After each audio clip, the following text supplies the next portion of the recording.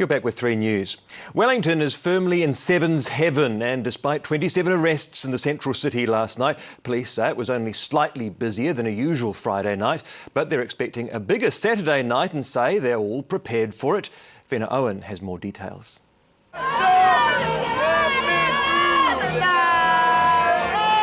The first night of the Sevens, Courtney Place bars and footpaths throbbed with revellers.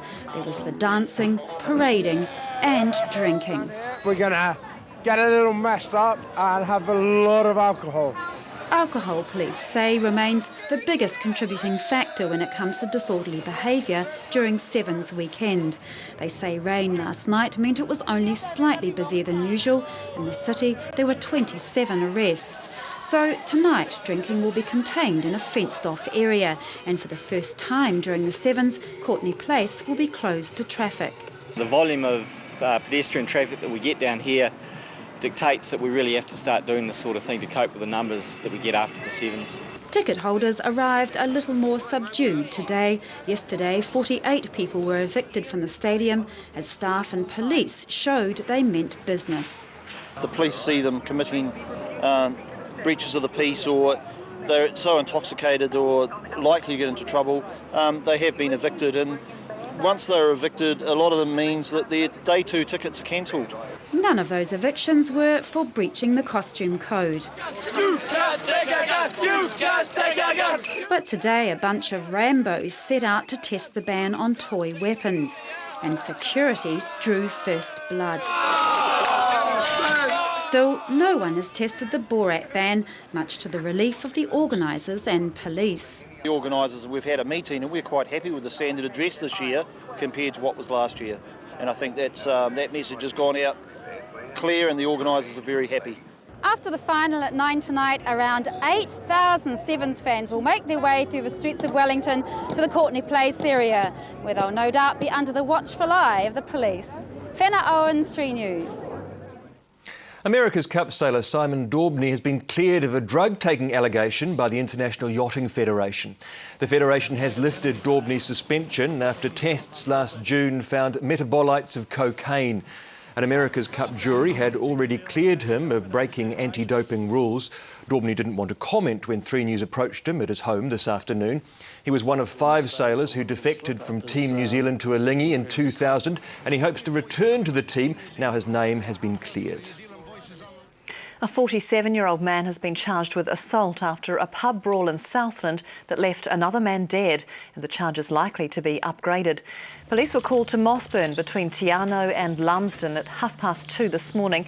It's believed the victim died at the scene from injuries sustained during a fight. A wild 24 hours of storms and freezing temperatures has seen hundreds of people rescued in Britain. Motorists were trapped for hours on snowbound roads. And as Europe correspondent Rachel Smalley reports, a ferry had to be abandoned at sea off the Blackpool coast.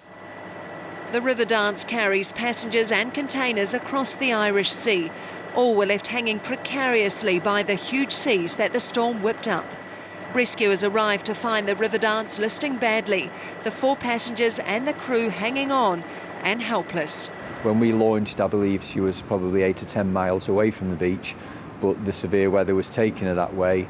I understand that the master of the river dance wasn't in a position to put his anchors out because it was just too. The conditions on deck were just too severe to send his crew down to the bow of the boat to operate the anchors. As the helicopter hovers above, someone waves for help. The Royal Air Force obliges. I've been in some big seas out in the Atlantic, but never any that I thought was quite this hairy, to be perfectly honest, that we've had to really think so much about how we're going to execute it. The rescued were flown to Blackpool, the same place the river dance was ultimately blown ashore. Authorities are still trying to work out how to finish the job by rescuing and refloating her. The bad weather's been forecast for a week, but when heavy snow arrived, it was fast and furious and brought chaos to the roads. In Durham and Cumbria, hundreds of motorists were stranded. It was just complete whiteout. Couldn't go forward, couldn't go backwards. Just had to stay where we were. Snowplows are working to reopen many roads, but severe weather warnings remain in place for the weekend. Britain, it seems, is going nowhere fast. Rachel Smalley, 3 News. Iraq's suicide bombers have come up with a shocking new tactic. They've used 2 mentally disabled women as disposable bomb mules, sending them strapped with explosives into a crowded market and then detonating the bombs by remote control. A warning, this report by ITV's Julian Mannion contains some disturbing images. It was the sort of carnage that some in Baghdad had begun to hope was in the past. In the worst coordinated bomb attack in the capital for 6 months, powerful blasts ripped through 2 different open-air markets. Once again, flying debris hit human flesh, and the streets were stained with blood. Once again, the familiar cries of despair came from hospitals suddenly flooded with victims. Soon after the dead and injured were carried away, the Iraqi police made a startling announcement. In both blasts, the explosions were carried by women.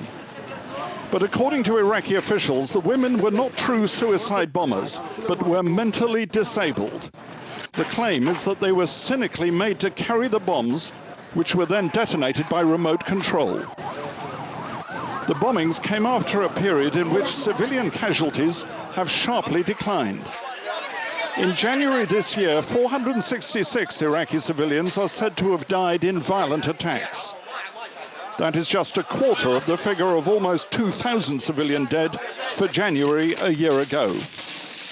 The Americans are claiming success for their surge, the strategy of pouring in extra troops. But many will see today's events as a signal that Iraq's nightmare is far from over yet. Welcome back. If you've just joined us, a summary of tonight's top stories on 3 News. A fishing trip became the scene of tragedy on the Manukau Harbour early this morning. A family of 4 lost 2 of its members, a mother and her 6-year-old daughter.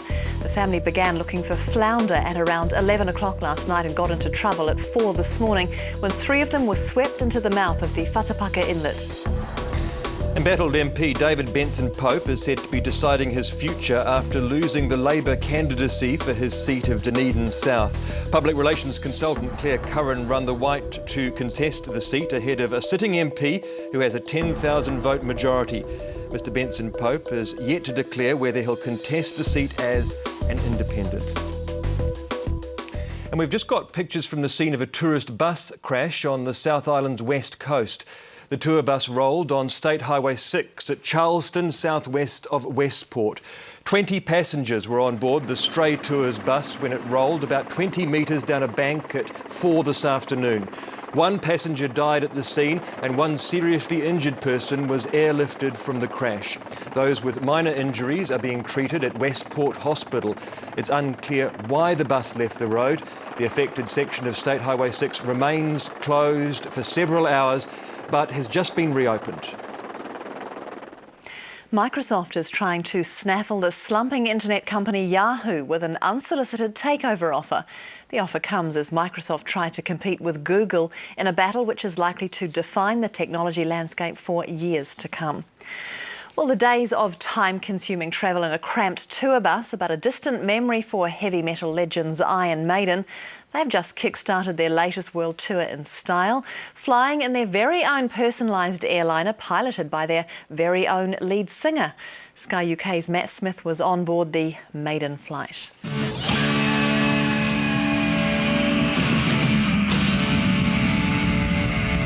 Getting heavy metal off the ground is no big deal for Iron Maiden lead singer Bruce Dickinson. Now a fully trained commercial pilot, he's at the controls of the band's new Boeing 757, flying it to India, then round the world on their latest tour. This is no ordinary private jet though, it's more like a functional tour bus. For the first time ever, everything is being loaded onto one plane. Band equipment, roadies and the band themselves. Plus our Team 2 given exclusive access on board Flight 666.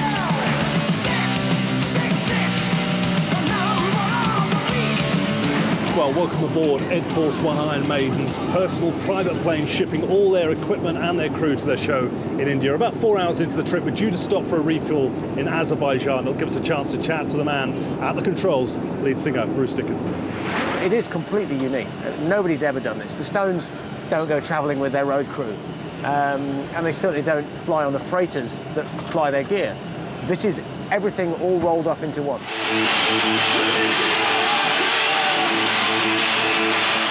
Although Iron Maiden struggled to get any radio airplay back home, they still fill stadiums around the world. This new plane means they can play more shows in more countries than any other group can. And that's music to the ears of the management. In one run we've got goes 50,000 people in Mexico City, day off travel to Costa Rica, 27,000 in Costa Rica, day off travel to Bogota, 50,000 in Bogota, day off travel to Sao Paulo. You could not do that. I mean, 4 major stadium shows in a week with in different countries with those distances have been possible to do. This is only the first flight in a tour that will see the band fly over 100,000 miles. Iron Maiden have officially arrived here in India, and what's more, they've done it all themselves. In the movies this week, the Oscar heavyweights have hit town. The Coen brothers and George Clooney are in a headlock at the box office in the run-up to the Academy Awards. No Country for Old Men is a Coen adaptation of the Cormac McCarthy book, while Michael Clayton is Clooney's first Oscar nomination for Best Actor and the first directorial outing for screenwriter Tony Gilroy. Here is Kate Roger with Film 3.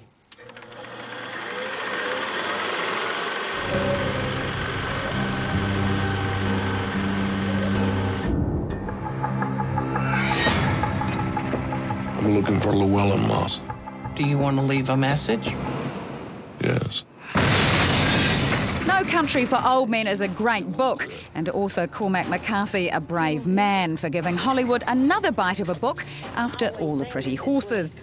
But he was in safe hands this time. The Coen brothers are back. You know how this is going to turn out, don't you? Nope. I think you do. Tommy Lee Jones is a jaded philosophical sheriff. Josh Brolin, our local hero, who chances upon a briefcase full of trouble. And in a role which redefines the bad guy, Javier Bardem is the man with the bowl cut, pretty keen to get his briefcase back, and with the highest possible body count.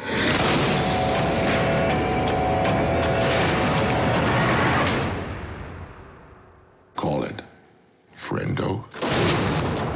This film hits the mark on just so many levels, and while it's not for the faint-hearted, Javier Bardem has an R16 neon sign flashing above his head. No Country for Old Men is worth braving the violence for. It's a great story, and it's unravelled in the most enthralling and unexpected way, with some dark and funny moments and some outstanding performances, including not nearly enough of Woody Harrelson and Kelly MacDonald. It's dominating the Oscar nominations for a reason. 4.5 stars from me.